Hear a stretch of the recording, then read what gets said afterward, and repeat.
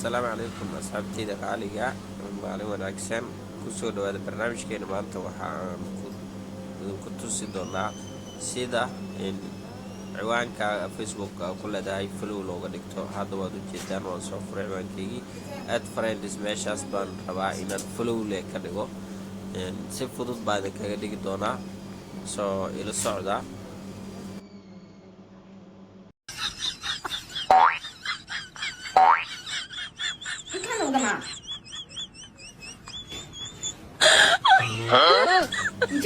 والله aad ku cusubtahay channelka Xasan Ibsuge subscribe saar noona share garay muuqaalka waan hubaayo waa inaad saari doonteen ku soo dhawaad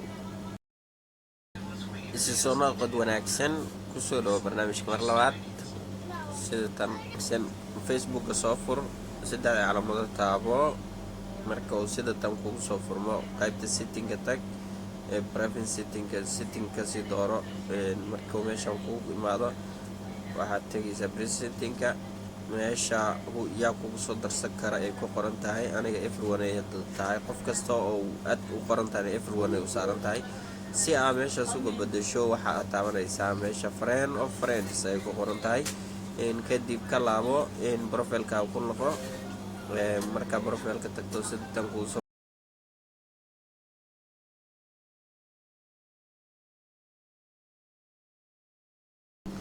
waan filayaa inaad ila fahamtay marka inkastoo aan ku kulmi doono muuqaal kale